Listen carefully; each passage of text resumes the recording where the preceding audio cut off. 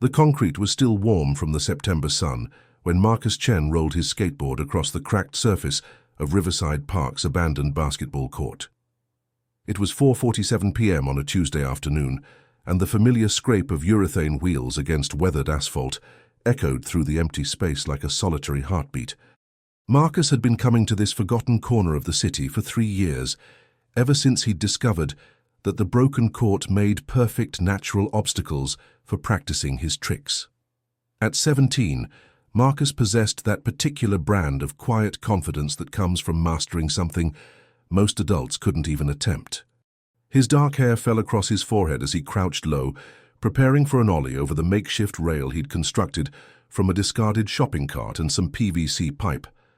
The late afternoon light cast long shadows between the oak trees that bordered the park, creating a patchwork of golden warmth and cool shade that shifted with each passing cloud. The park itself told the story of a city's changing priorities. Once, Riverside had been the crown jewel of the municipal park system, complete with manicured lawns, fresh-painted benches, and a playground that drew families from across the metropolitan area. But budget cuts and urban sprawl had gradually drained resources toward newer developments on the city's outskirts. Now the swings hung motionless on rusted chains, and the basketball hoops stood without nets, their orange rims faded to a dusty salmon color. But Marcus saw poetry in the decay. The cracks in the concrete created natural launch points for his board.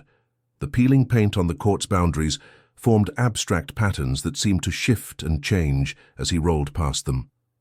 The silence, broken only by the distant hum of traffic from the interstate and the occasional chirp of a cardinal in the surrounding trees, gave him space to think, to create, to exist without the constant pressure of high school social hierarchies and parental expectations.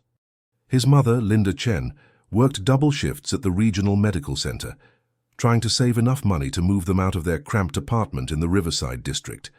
His father had left when Marcus was 12, leaving behind only a collection of vinyl records and a lingering scent of Old Spice cologne that Marcus sometimes caught in unexpected moments, triggering memories he wasn't sure he wanted to keep.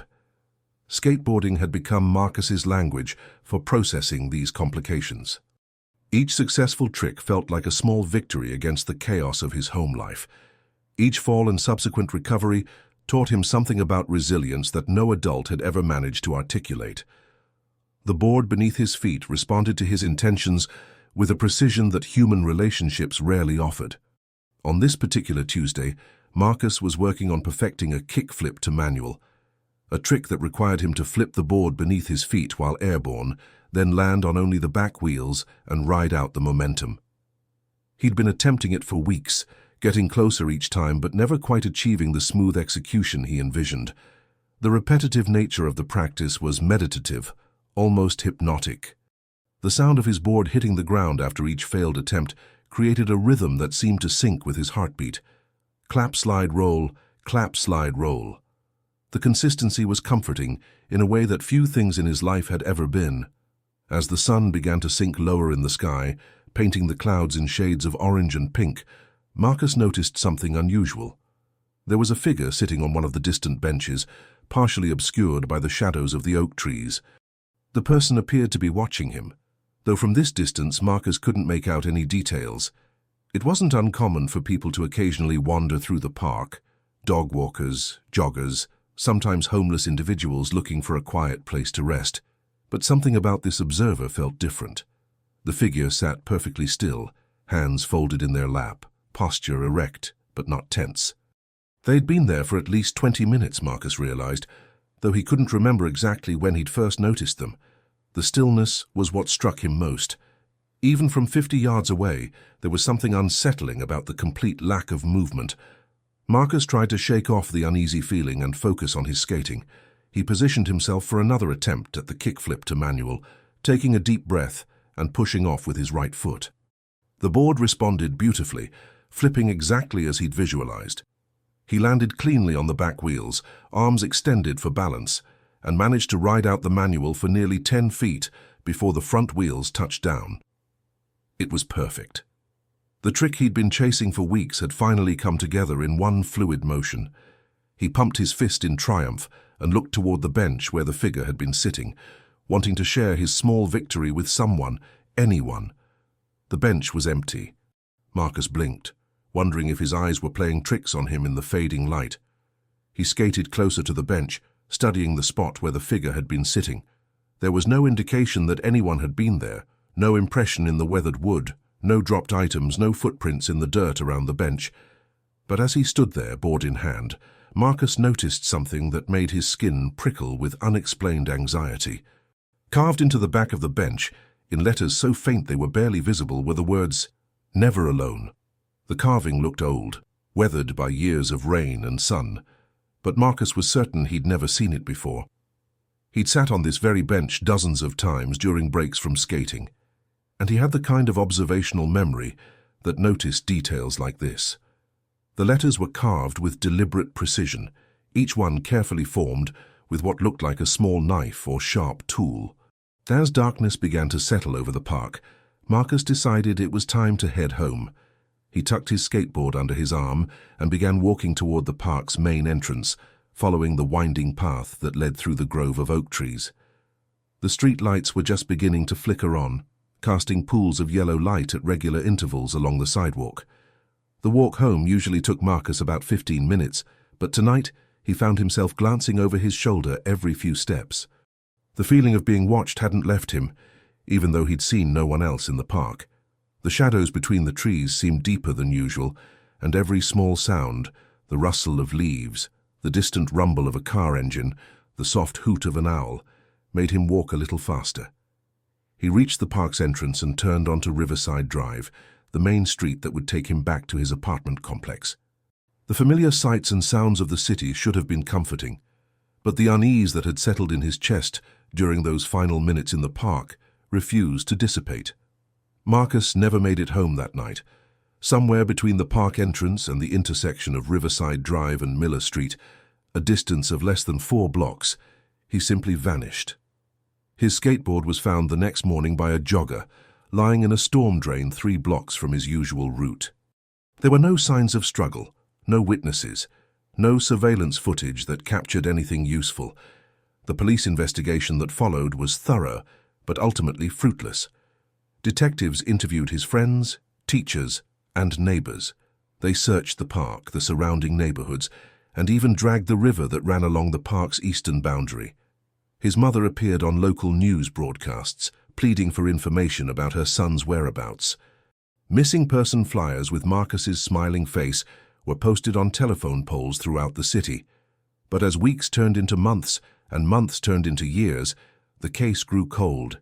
The initial urgency faded, replaced by the resigned acceptance that sometimes people simply disappear, and the reasons why remain forever hidden. Marcus Chen became another statistic, another unsolved case in the Detective Bureau's filing system.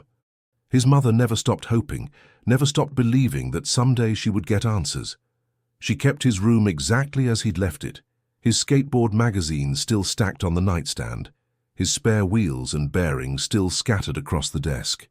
She visited Riverside Park every Tuesday at 4:47 p.m., sitting on the same bench where Marcus had noticed the mysterious figure, waiting for some sign, some clue that might explain what had happened to her son. The park continued its slow decline, becoming even more forgotten and neglected as the years passed. The city council occasionally discussed renovation plans, but budget constraints always seemed to push the project to the following year. The basketball court where Marcus had spent so many hours practicing his tricks became overgrown with weeds, and the bench where he'd seen the carved message slowly weathered until the words were barely visible. But some stories, like some mysteries, refuse to stay buried. Sometimes the answers we seek are hidden in plain sight, waiting for the right moment, the right perspective, the right technology to bring them into focus. And sometimes the truth is stranger and more unsettling than we ever imagined. 5 years after Marcus Chen disappeared, a piece of footage captured by a hobbyist drone operator would reignite the investigation and reveal that Marcus had been right about one thing that final evening in the park. He was never alone. The morning sun filtered through the grimy windows of Kevin Morrison's third-floor apartment, casting long rectangles of light across the cluttered desk where he'd been editing footage since dawn. Empty coffee cups formed a semicircle around his laptop, and the rhythmic clicking of his mouse had become the soundtrack to his solitary morning routine. Kevin was 32, a graphic designer by trade and a drone enthusiast by passion, with the kind of methodical personality that found satisfaction in organizing digital files and perfecting aerial shots of the city's forgotten corners. His interest in drone photography had begun as a creative outlet, a way to capture perspectives of his hometown that no one else seemed to notice.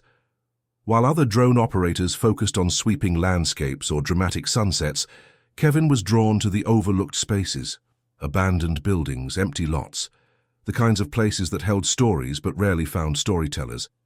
His YouTube channel, Elevated Perspectives, had garnered a modest following of viewers who appreciated his eye for finding beauty in urban decay.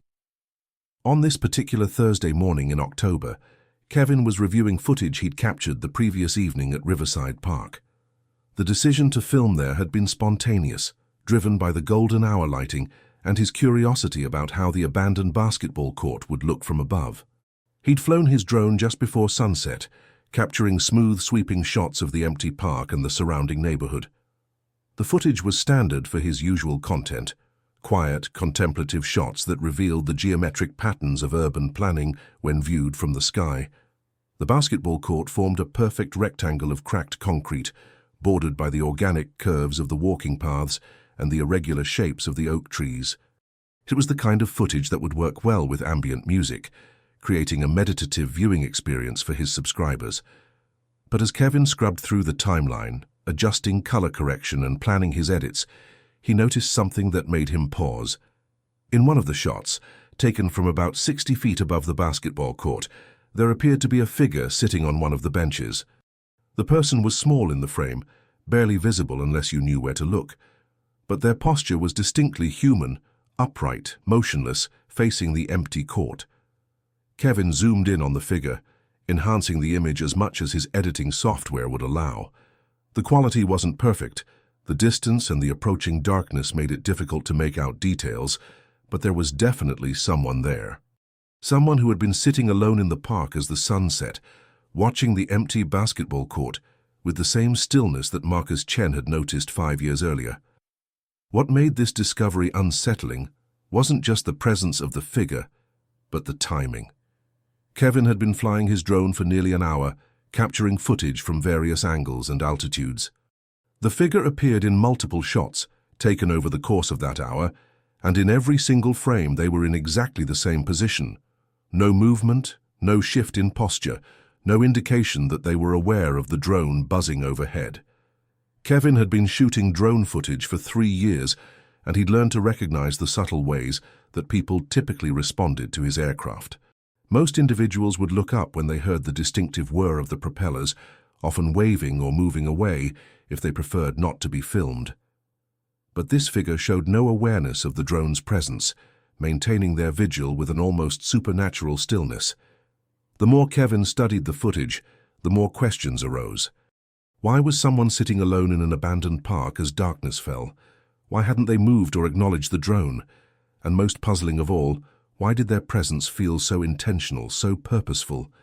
Kevin's fascination with urban exploration had taught him to research the history of the places he filmed. It was part of his creative process. Understanding the stories behind the locations added depth to his visual narratives. So he began digging into the history of Riverside Park, expecting to find the usual tale of municipal neglect and budget constraints. Instead, he discovered the story of Marcus Chen. The missing person case had been covered extensively in the local media when it first happened, but Kevin had been living in another city at the time and had never heard the details. Now, reading through archived newspaper articles and police reports, he felt a chill of recognition. The basketball court where Marcus had been skateboarding was the same location Kevin had filmed. The timing of the disappearance, late afternoon, just as darkness was falling, matched the conditions when Kevin had captured his footage. But what truly unsettled Kevin was the description of Marcus's final evening in the park. According to the police reports, Marcus had mentioned to friends that he'd felt like he was being watched during his skateboarding sessions. He'd described seeing a figure sitting on one of the benches, someone who seemed to be observing him with unusual intensity. Kevin pulled up his footage again, this time with a different perspective.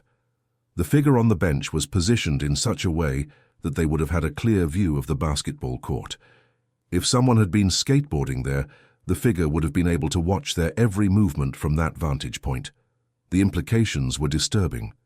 If this was the same location where Marcus had disappeared, and if someone was still coming to this spot 5 years later to sit and watch, then Kevin might have inadvertently captured evidence of something far more sinister than he'd initially realized.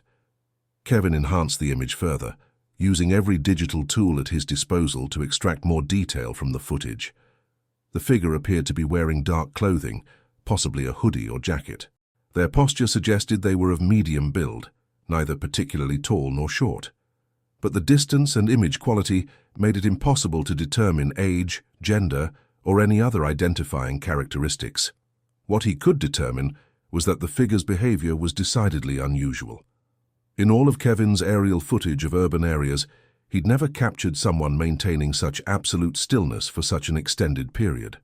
Even people who were resting or waiting for something typically showed small movements, adjusting their position, looking around, checking their phone. This figure displayed none of these normal human behaviors. Kevin saved the enhanced images and began to wrestle with a difficult question. What should he do with this information? He wasn't a detective or a journalist, just a hobbyist with a drone who'd stumbled across something potentially significant. The Marcus Chen case had been closed for years, and Kevin had no way of knowing if the figure in his footage was connected to the disappearance or simply someone who enjoyed solitary evenings in the park. But the more he thought about it, the more convinced he became that the footage deserved attention from someone with the authority to investigate properly. If there was even a small chance that his discovery might provide new leads in a missing person case, he had an obligation to report it. Kevin spent the next several hours researching the contact information for the detective who had originally handled the Marcus Chen case. Detective Sarah Martinez had retired from the police force 2 years earlier, but Kevin managed to track down her email address through a mutual contact in the photography community. He crafted a careful message explaining his discovery and attached the enhanced images from his drone footage. "Detective Martinez," he wrote, "I know this may seem unusual, but I believe I may have captured something relevant to the Marcus Chen disappearance case. I was filming aerial footage at Riverside Park last evening when I noticed an individual sitting on one of the benches, maintaining an unusually still position for over an hour. Given the history of the location and the similarities to witness accounts from the original investigation, I thought you should be aware of this footage." Kevin attached the video files and the enhanced still images, then hesitated with his cursor, hovering over the send button. Once he sent this email, he would be inserting himself into a 5-year-old missing person case. There would be questions, interviews, possibly media attention. His quiet hobby of drone photography would be thrust into the spotlight of a criminal investigation. But as he looked at the enhanced image of the motionless figure on the bench, Kevin knew he had no choice. Someone had been sitting alone in that park, watching the same spot where a 17-year-old boy had vanished 5 years earlier. Whether it was connected to Marcus's disappearance or not, it was information that needed to be shared with someone who could properly evaluate its significance. Kevin clicked send and immediately felt a mixture of relief and anxiety. He had no way of knowing how Detective Martinez would respond or whether his footage would be taken seriously. But he'd done what he believed was right, and now he would have to wait and see what consequences would follow. What Kevin didn't know was that his email would arrive at a moment when Detective Martinez was already questioning the official conclusion of the Marcus Chen case.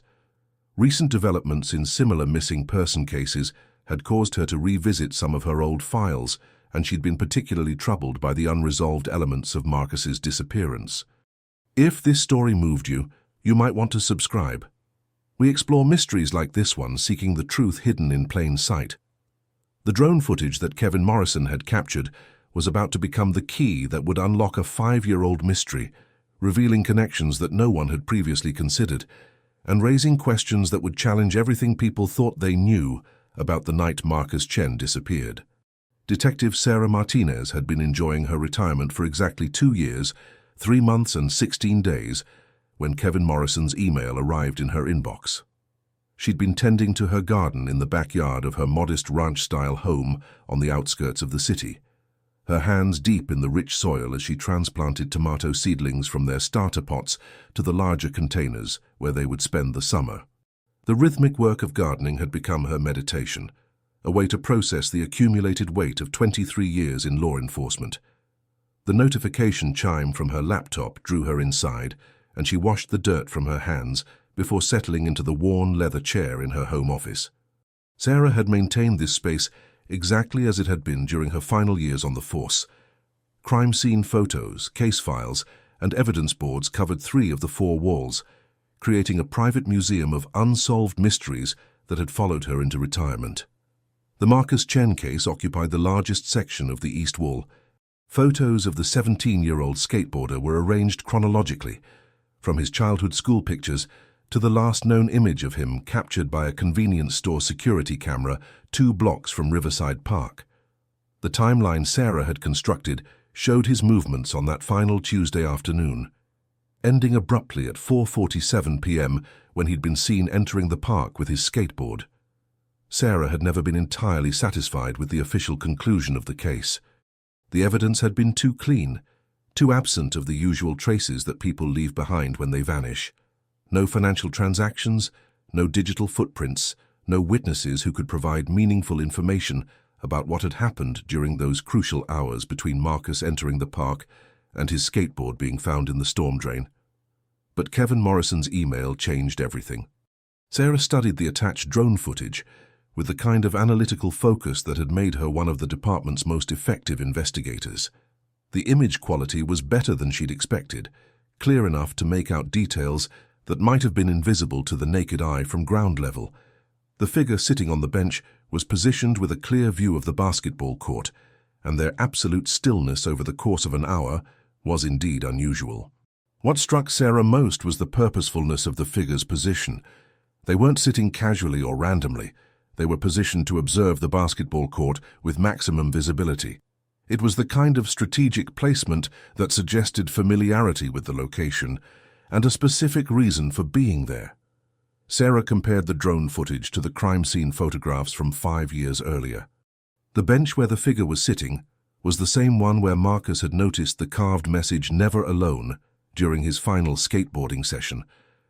The timing was also significant. The drone footage had been captured at approximately the same time of day when Marcus had disappeared, during the transition from daylight to darkness. But what truly captured Sarah's attention was a detail that Kevin Morrison had missed in his initial analysis. In the enhanced still images, there appeared to be an object beside the figure on the bench. It was small and dark, barely visible in the shadows, but its shape was familiar to Sarah from her years of examining evidence. She pulled out a magnifying glass and studied the object more closely. It appeared to be rectangular, roughly the size of a book or tablet, positioned on the bench beside the figure's right hand. The object's placement suggested it was intentional, not casually dropped or forgotten. Sarah's investigative instincts began to stir for the first time in over 2 years. If someone was regularly visiting the location where Marcus Chen had disappeared, positioning themselves to observe the basketball court, and bringing some kind of object or device with them, then there was a story waiting to be uncovered. She picked up her phone and dialed a number she knew by heart. "Detective Rodriguez? This is Sarah Martinez. I know I'm supposed to be retired, but I need to talk to you about the Marcus Chen case." Detective Carlos Rodriguez had been Sarah's partner for the final 5 years of her career, and he'd inherited several of her cold cases when she'd left the force. His voice carried a mixture of warmth and wariness when he answered. "Sarah, you know I'm always happy to hear from you, but we've been through this before. The Chen case is stone cold. We followed every lead, interviewed every possible witness, searched every location.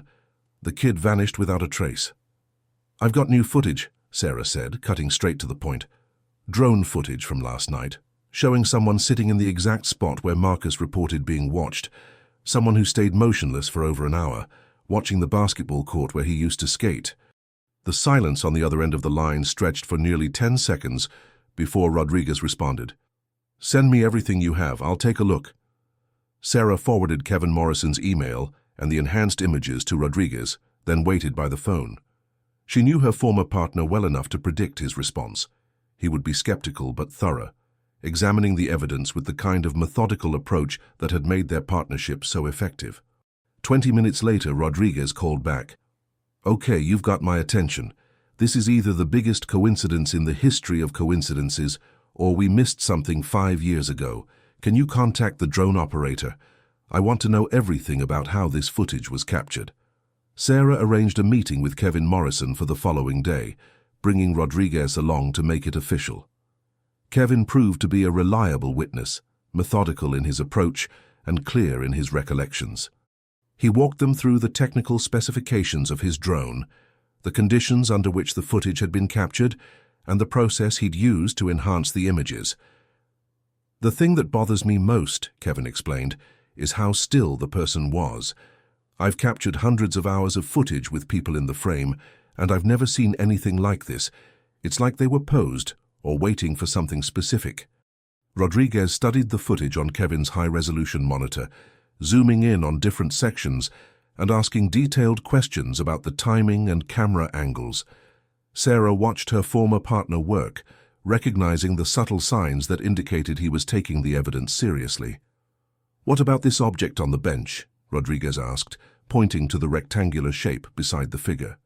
"Any idea what it might be?" Kevin enhanced that section of the image, adjusting the contrast and brightness to bring out as much detail as possible.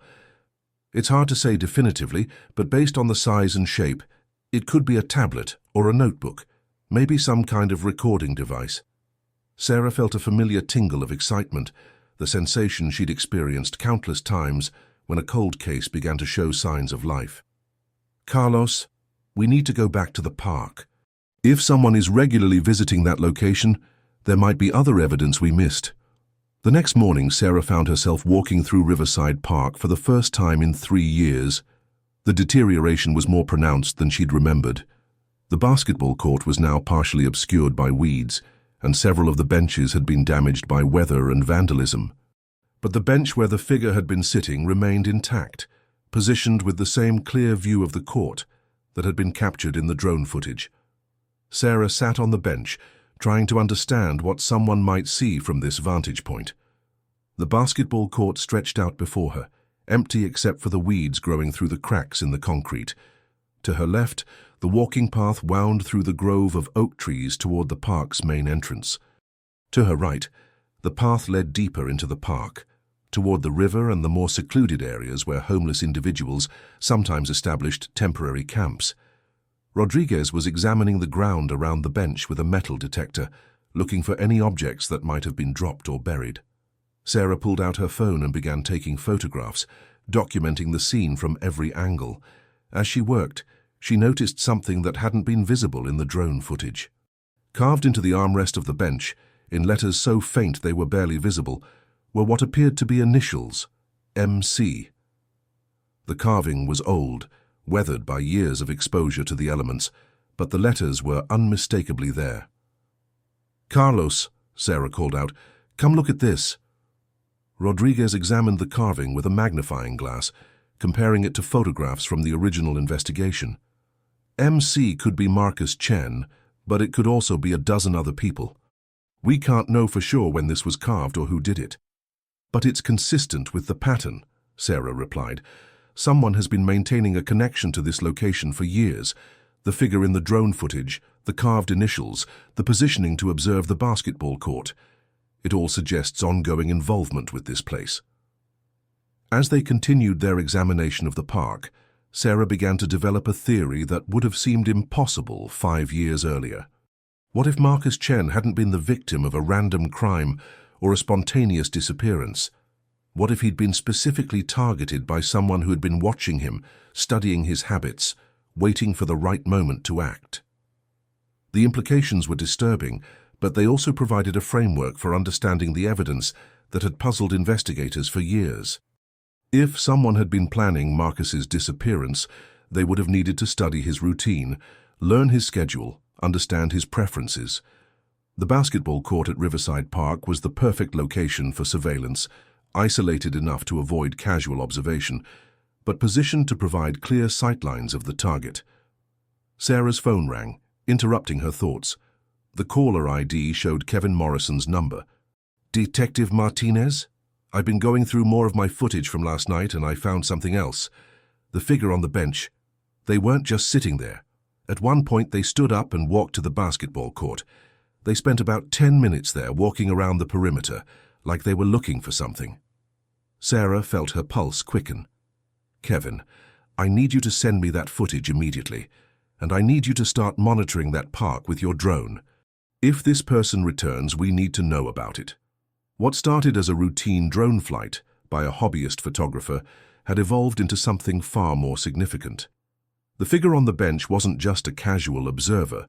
They were someone with a deep, ongoing connection to the location where Marcus Chen had disappeared. And if Sarah's instincts were correct, that connection might be the key to solving a 5-year-old mystery. But uncovering the truth would require patience, surveillance, and a willingness to confront the possibility that the Marcus Chen case was far more complex than anyone had previously imagined. The unmarked police van parked on Riverside Drive looked like any other service vehicle conducting routine maintenance. Its tinted windows and generic white exterior designed to blend seamlessly into the urban landscape. But inside, Detective Rodriguez sat surrounded by monitoring equipment that would have impressed the most dedicated surveillance professionals. Multiple screens displayed feeds from carefully positioned cameras, while audio equipment picked up conversations from 300 yards away. Sarah Martinez had convinced the department to authorize a limited surveillance operation based on the drone footage evidence.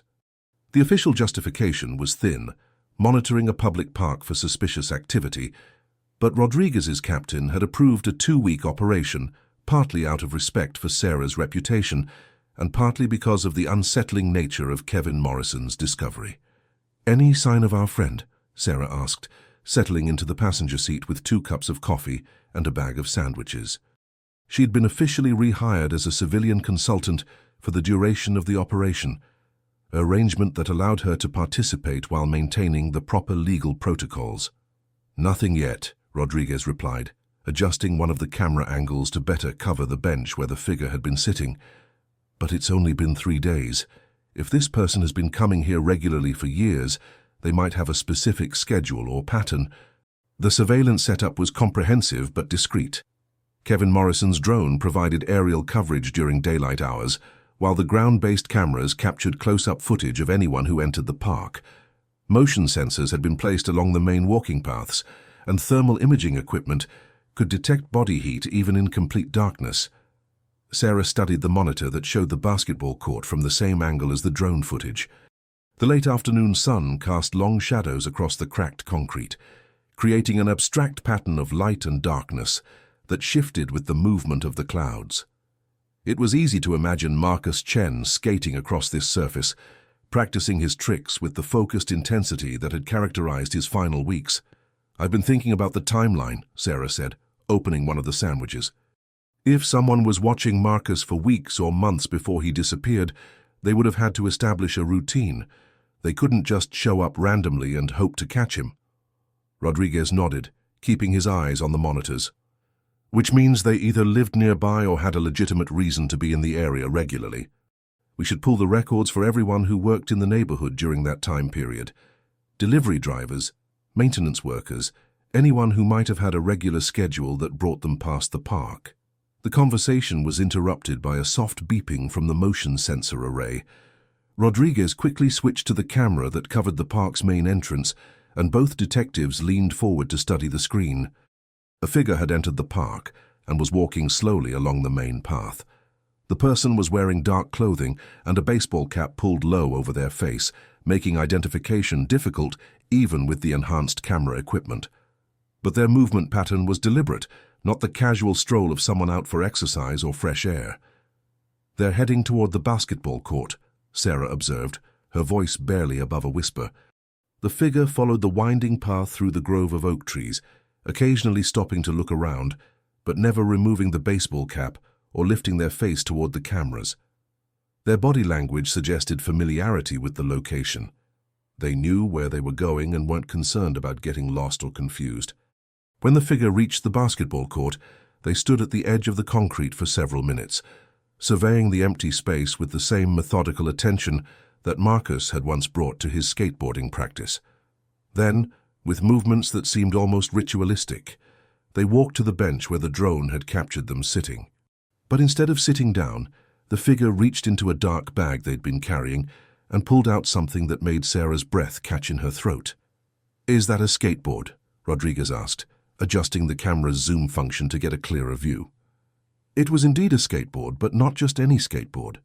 As the figure held it up to examine it in the fading light, Sarah could see that it was old, weathered, with distinctive graphics that matched the description of Marcus Chen's missing board.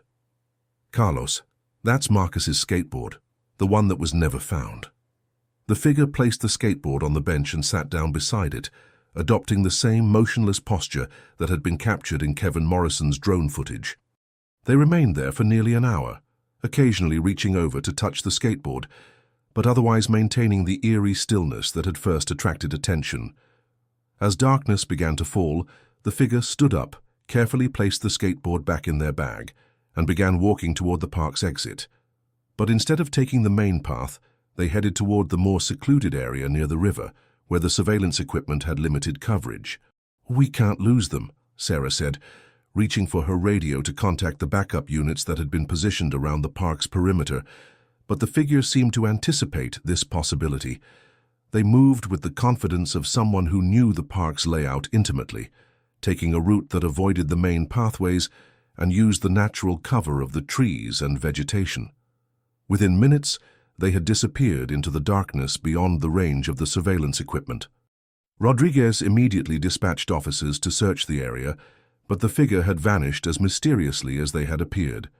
The thermal imaging equipment had lost their heat signature, and the motion sensors had fallen silent. "They knew we were watching," Sarah said, studying the footage they'd captured. "The way they moved, the route they took, that wasn't random. They were deliberately avoiding our surveillance."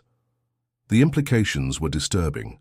If the figure was aware of the police surveillance, it meant they had been monitoring the investigation, possibly for days or weeks. They had allowed themselves to be filmed by the drone, but only because they hadn't expected that footage to be reported to the authorities. Rodriguez began reviewing the surveillance footage frame by frame, looking for any detail that might provide a clue to the figure's identity. The baseball cap had obscured their face throughout the entire encounter, and their clothing was generic enough to be purchased at any discount retailer. But the skateboard was different.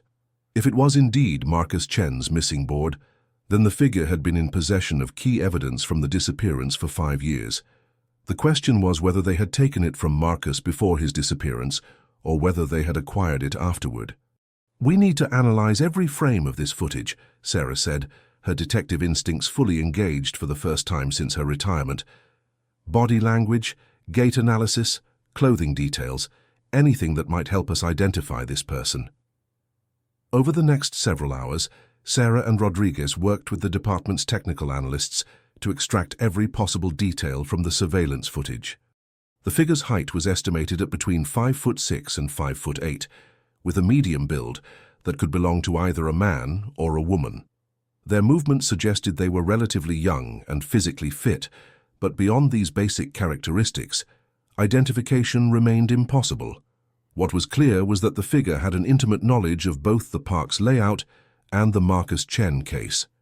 They knew which bench to sit on, they knew how to avoid the surveillance equipment, and they had access to evidence that had been missing for 5 years.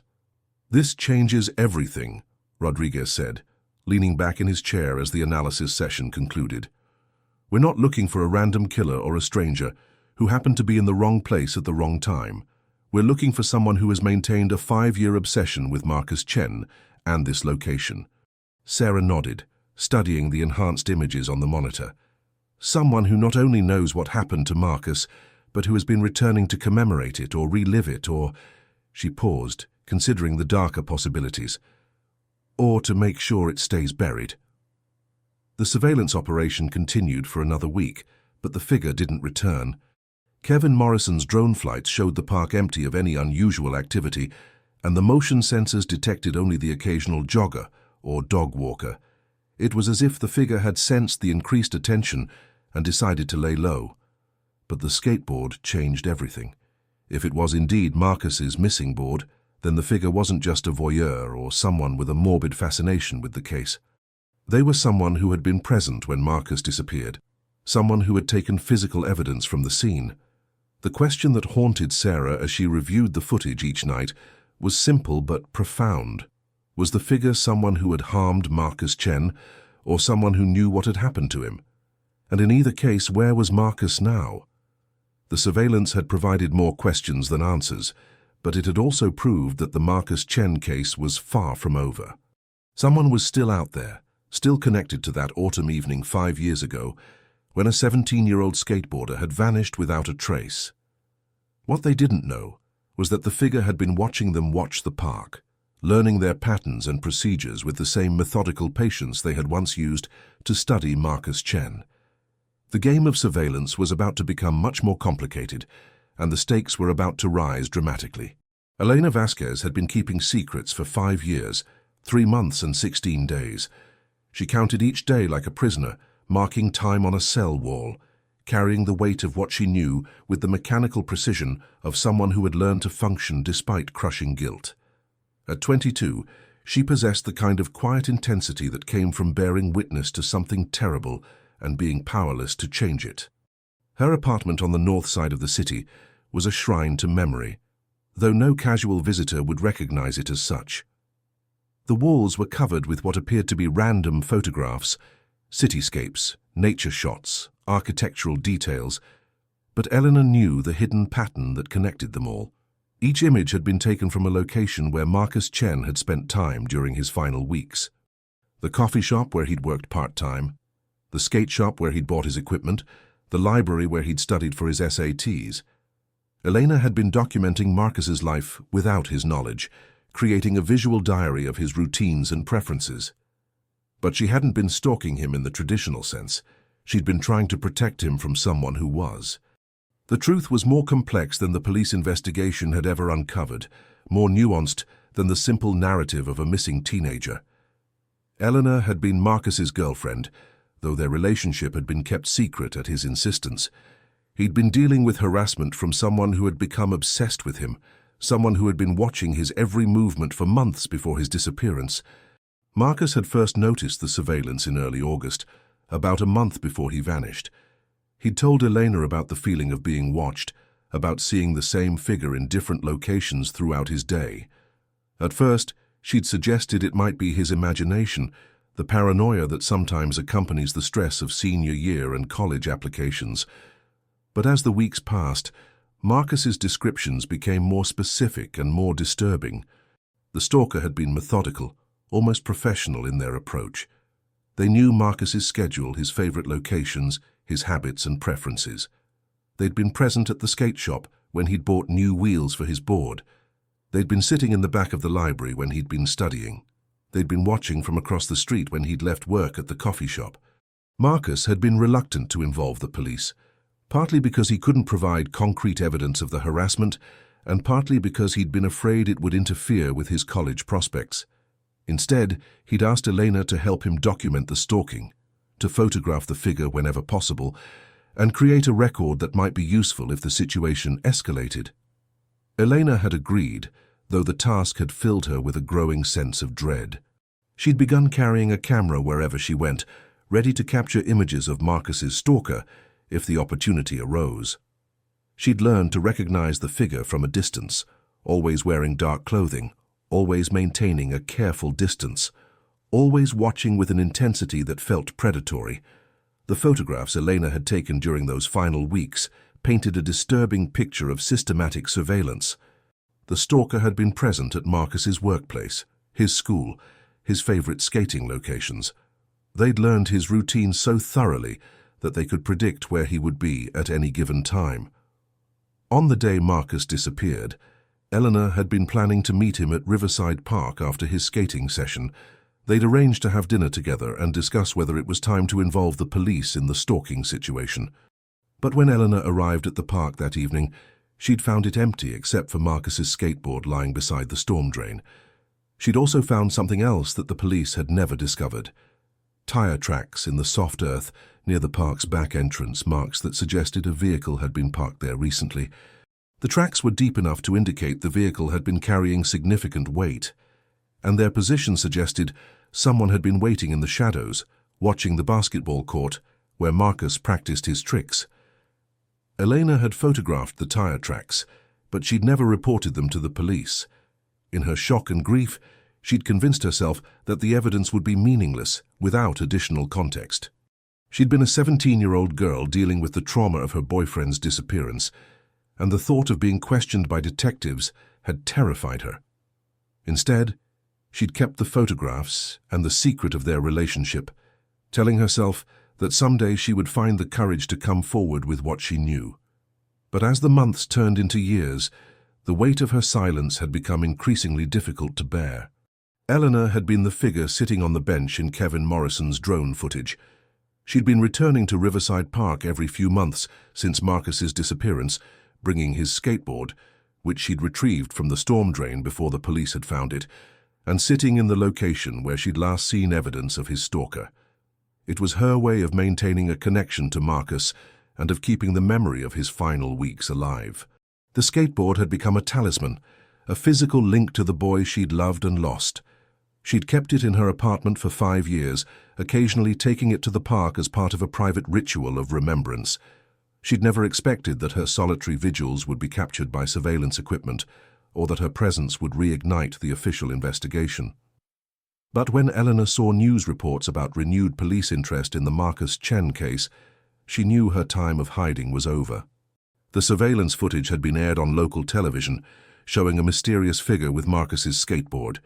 The reports described it as a potential breakthrough in the case, a development that might finally provide answers about what had happened to the missing teenager. Elena realized that her attempt to honor Marcus's memory had inadvertently made her a suspect in his disappearance. The police were now looking for the figure in the surveillance footage, and it was only a matter of time before her identity would be discovered. But more importantly, Eleanor understood that her silence had allowed Marcus's real stalker to remain free for 5 years. If there was any chance that person was still out there, still capable of harming others, then she had a moral obligation to share what she knew. The decision to come forward was the most difficult choice Elena had ever made. She would have to admit to withholding evidence from a police investigation, to maintaining a secret relationship with the victim, to taking his skateboard from what was technically a crime scene. She would have to relive the trauma of those final weeks and face the possibility that her testimony might not be believed. But Elena also knew that Marcus deserved better than the half-truths and incomplete investigation that had characterized the official response to his disappearance. He deserved to have his story told completely and honestly, even if that meant exposing painful secrets that had been buried for 5 years. On a cold Thursday morning in November, Elena walked into the police station and asked to speak with Detective Rodriguez about the Marcus Chen case. She carried with her a manila envelope containing dozens of photographs, detailed notes about the stalking behavior she'd witnessed, and a written statement describing everything she'd observed during Marcus's final weeks. "I know who the figure in the surveillance footage is," she told the desk sergeant. "It's me, and I know things about Marcus Chen's disappearance that were never reported to the police." The revelation would transform the investigation in ways that no one could have predicted. Elena's photographs provided the first concrete evidence of the systematic stalking that had preceded Marcus's disappearance. Her detailed notes revealed patterns of behavior that suggested the stalker had been planning something far more serious than harassment. But perhaps most importantly, Elena's testimony would finally provide investigators with a clear picture of Marcus's state of mind during his final weeks. He hadn't been a happy teenager who had simply vanished without warning. He'd been a young man living in fear, aware that he was being hunted by someone whose intentions remained unknown. The question now was whether the evidence Elena had kept hidden for 5 years would be enough to identify Marcus's stalker and determine what had happened on that autumn evening when a 17-year-old skateboarder had rolled into Riverside Park and never returned home. What would you have done in her place? Sometimes the hardest choice is knowing when to break a silence that has defined years of your life. The interview room at the downtown police station felt smaller than Elena had expected. Its beige walls and fluorescent lighting, creating an atmosphere of institutional sterility that seemed designed to strip away pretense and encourage honesty. Detective Rodriguez sat across from her, his expression carefully neutral as he reviewed the photographs and documents she'd brought. Sarah Martinez had been permitted to observe from an adjacent room, her retired status preventing her from participating directly in the official questioning. Elena's hands trembled slightly as she arranged the photographs in chronological order, each image a window into the systematic surveillance that had consumed Marcus Chen's final weeks. The pictures were more detailed than Rodriguez had expected, capturing not just the presence of the stalker, but their methods, patterns, and escalating boldness. "Tell me about this one," Rodriguez said, pointing to a photograph taken outside Marcus's high school. The image showed a figure standing beside a dark sedan, positioned to have a clear view of the student parking lot where Marcus kept his motorcycle. "That was September 3rd, Elena replied, her voice steady despite the emotional weight of the memories. "Marcus had been telling me about seeing the same person at different locations, but this was the first time I actually got a clear shot of them. They were there when school ended, watching Marcus get on his bike. The figure in the photograph was tall and lean, wearing dark clothing and sunglasses that obscured their face. But their posture suggested intense focus, the body language of someone completely absorbed in observation. The sedan was positioned strategically, allowing for a quick departure if necessary." Rodriguez studied the image with the analytical eye of someone who had spent decades interpreting crime scene evidence. "Did you notice the license plate?" Elena shook her head. "I tried, but the angle wasn't right, and honestly, I was more focused on documenting the person than the vehicle. Marcus was so stressed about the whole situation, and I wanted to help him prove he wasn't imagining things." The next series of photographs showed the progression of the stalking behavior over several weeks. The figure appeared at the coffee shop where Marcus worked, maintaining a table near the window with a view of the counter. They were present at the skate shop, browsing merchandise while Marcus examined new equipment. They even appeared at the public library, sitting at a computer terminal with a direct line of sight to Marcus's usual study area. "What strikes me about these images," Rodriguez observed, "is the level of planning involved. This person wasn't randomly encountering Marcus. They were learning his routine, studying his habits. This suggests premeditation." Elena nodded, pulling out a notebook filled with her handwritten observations. "Marcus and I started keeping track of the sightings. We noticed patterns, certain days of the week, specific times of day, locations where the person seemed most comfortable. It was like they were building a profile of his entire life." The notebook revealed the methodical nature of Elena's documentation. She'd recorded not just when and where the stalker had been seen, but details about their behavior, clothing, and apparent level of comfort in each location. The entries painted a picture of someone who was patient, observant, and increasingly bold in their surveillance. "September 15th, Elena read from her notes. "Coffee shop again, 3:30 p.m., same table by the window. Ordered something but never touched it. Left immediately after Marcus finished his shift. September 18th, skate shop, approximately 4:45 p.m. Pretended to browse wheels while watching Marcus try on shoes.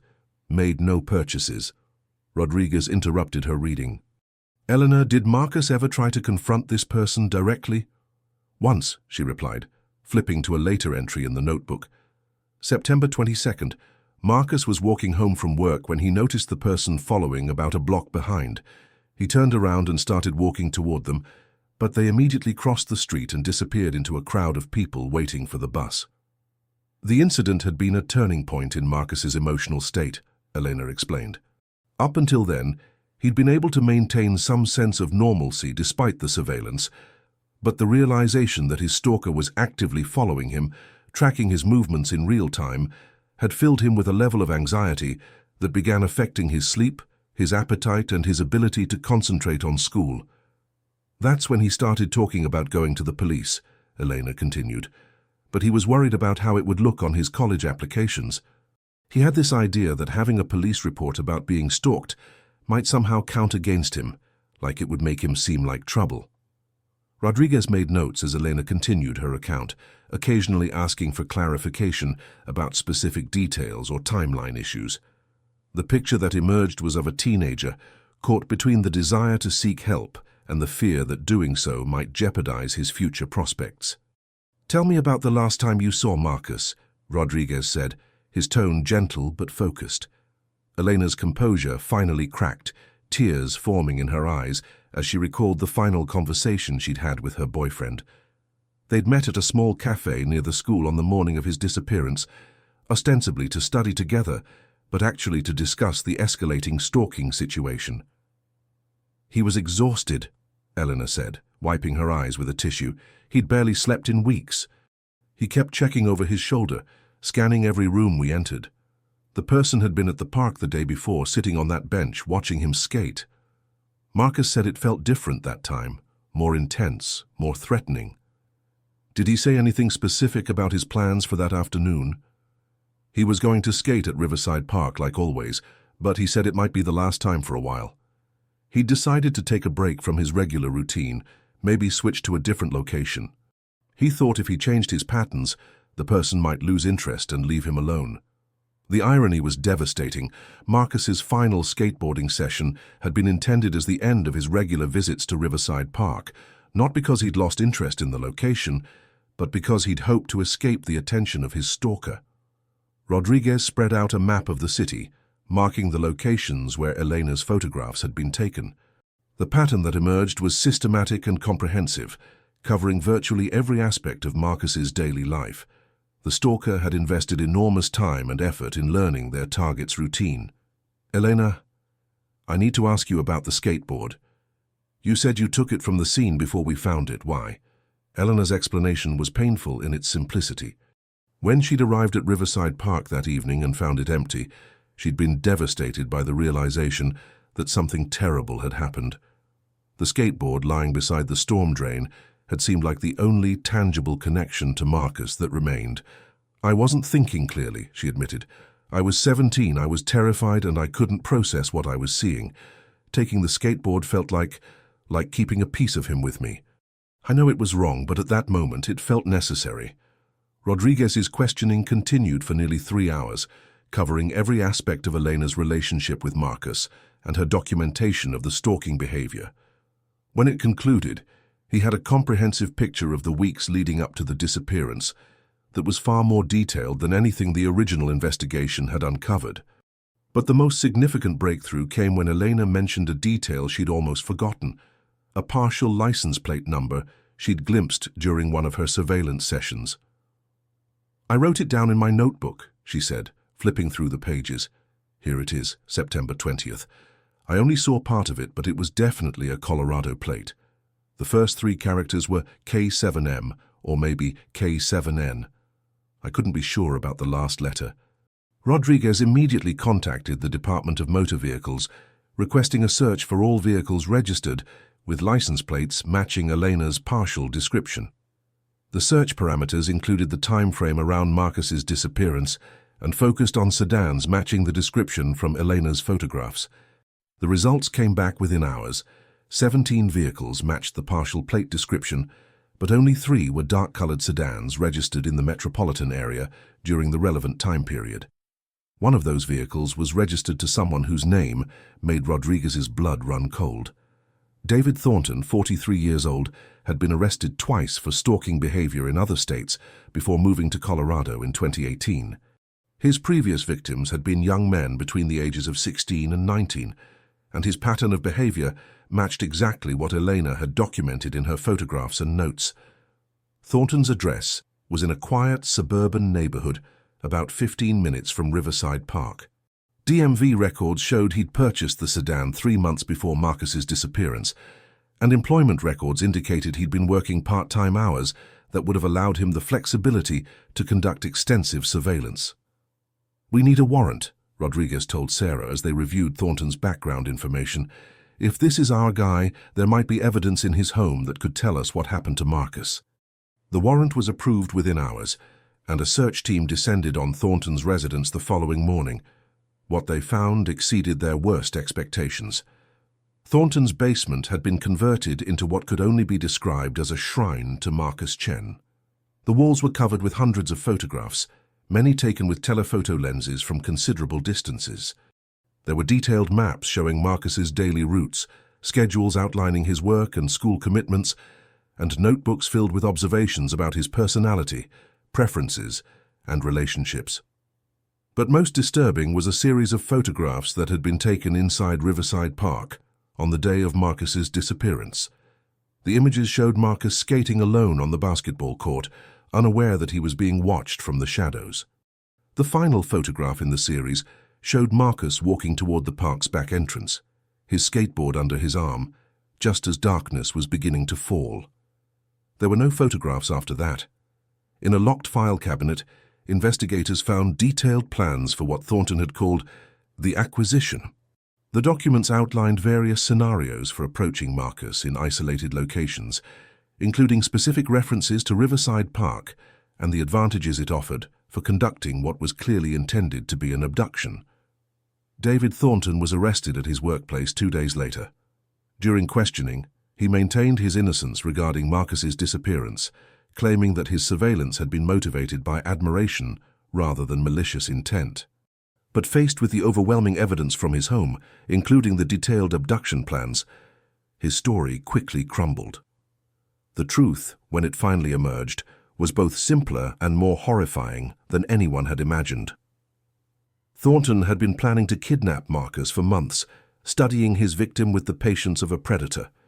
On that September evening, he'd finally acted on his obsession, approaching Marcus in the secluded area near the park's back entrance and forcing him into the sedan at gunpoint. What happened next would remain unclear, as Thornton continued to refuse to reveal Marcus's location or confirm whether he was still alive. But the evidence suggested that Marcus Chen had been the victim of a carefully planned abduction by someone who had been studying him for months. The investigation that had begun with Kevin Morrison's drone footage had finally provided answers to a 5-year-old mystery.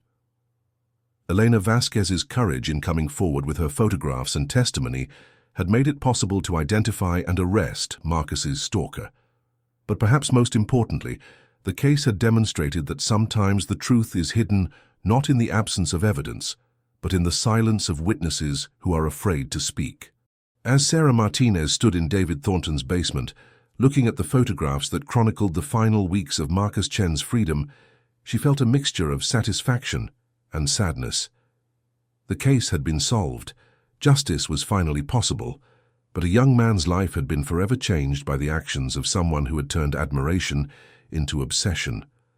The drone footage that had reignited the investigation would be remembered as the key that unlocked a 5-year-old mystery. But the real breakthrough had come from Elena's decision to break her silence and share the truth she'd been carrying alone for so long. Sometimes the answers we seek are hidden in plain sight, waiting for someone to find the courage to speak. Marcus Chen's story was finally complete, and while the ending was not the one anyone had hoped for, it was the truth. And for his family, his friends, and everyone who had never stopped searching for answers, that truth was enough. The search for Marcus himself continued, but now investigators had something they'd lacked for 5 years: a clear understanding of what had happened and a suspect who could provide the final answers they needed. The mystery had been solved, even if the story was not yet finished.